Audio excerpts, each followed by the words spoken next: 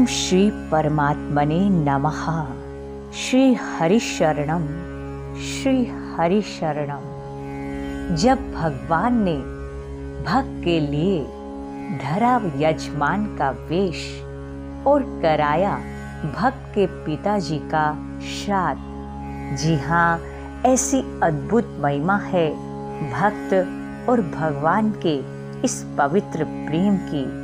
ये पावन कथा आप और हम सबको भी धन्य कर देगी कि किस प्रकार भगवान अपने भक्त की हर पल लाज रखते हैं, हर पल उसके मान सम्मान की चिंता करते हैं।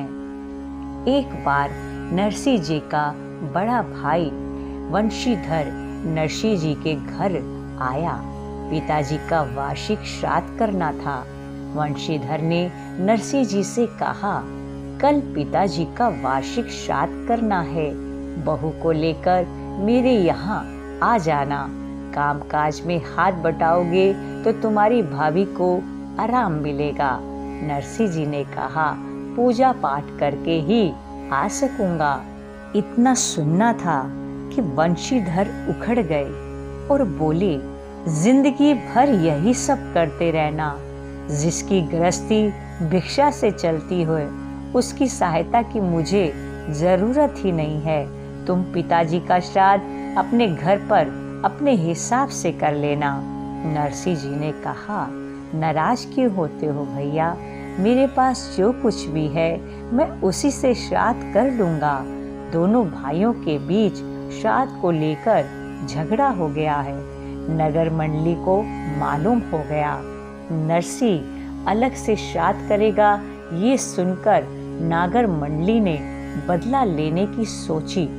पुरोहित प्रसन्न राय ने 700 ब्राह्मणों को नरसिंह के यहाँ आयोजित श्राद्ध में आने के लिए आमंत्रित कर दिया। प्रसन्न राय ये जानते थे कि नरसिंह का परिवार मांग कर भोजन करता है, वह क्या 700 ब्राह्मणों को भोजन कराएगा? आमंत्रित ब्राह्मण नाराज होकर जाएंगे। अब कहीं से इस षड्यंत्र का पता नरसिंह मेहता जी की पत्नी मानिक बाई जी को लग गया। वह चिंतित हो उठी। अब दूसरे दिन नरसिंह जी स्नान के बाद श्राद्ध के लिए घी लेने बाजार गए। नरसिंह जी घी उधार में चाहते थे, पर किसी ने उनको जरा सा भी घी नहीं दिया।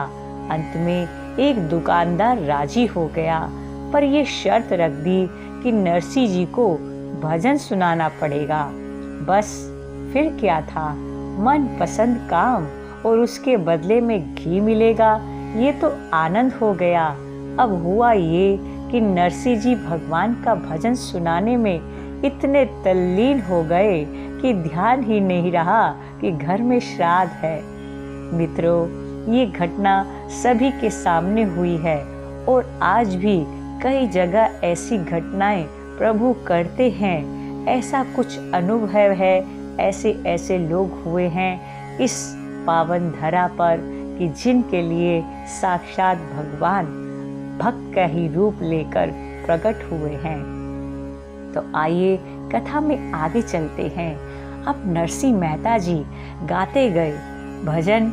उधर नरसिंह के रूप में भगवान कृष्ण श्राद्ध कराते रहे, यानी कि दुकानदार के यहाँ नरसिंह जी भजन गा रहे हैं और वहाँ श्राद्ध कृष्ण भगवान नरसिंह जी के भेष में करवा रहे हैं। जय हो प्रभु, जय हो।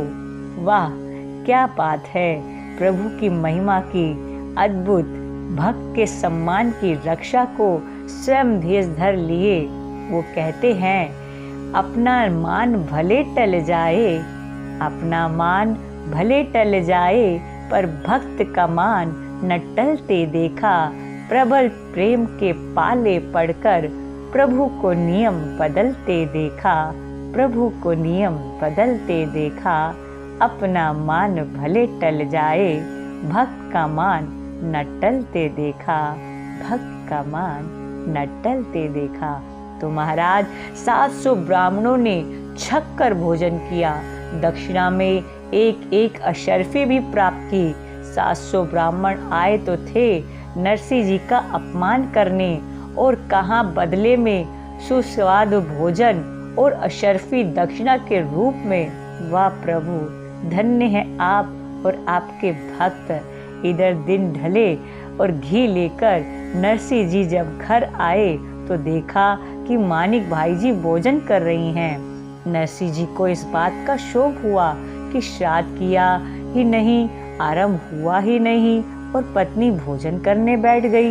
नरसिंह जी बोले, वो आने में जरा देर हो गई, क्या करता, कोई उधार का घी भी नहीं दे रहा था, मगर तुम श्राद्ध के पहले ही भोजन क्यों कर रही हो। मानिक बाई जी ने कहा, तुम्हारा दिमाग तो ठीक है, स्वयं खड़े होकर तुमने श्राद्ध का सारा कार्य किया, ब्राह्मणों को भोजन करवाया, दक्षिणा दी, सब विदा हो गए, तुम भी खाना खा लो। ये बात सुनते ही नरसिंह जी समझ गए कि उनके इष्ट स्वयं उनका मान रख गए। गरीब के मान को, भक्त की लाज को परम प्रेमी करुणा में भगवान ने बचा लिया।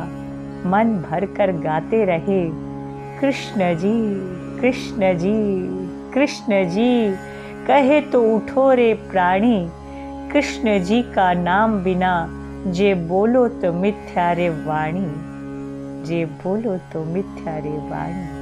भक्त के मन में अगर सचमुच समर्पण का भाव हो तो भगवान स्वयं ही उपस्थित हो जाते हैं। बोलो सावरिया सेठ की जय, भक्त और भगवान की जय, भक्त वत्सल भगवान की जय। जय जय श्री राधे, जय जय श्री राधे श्याम।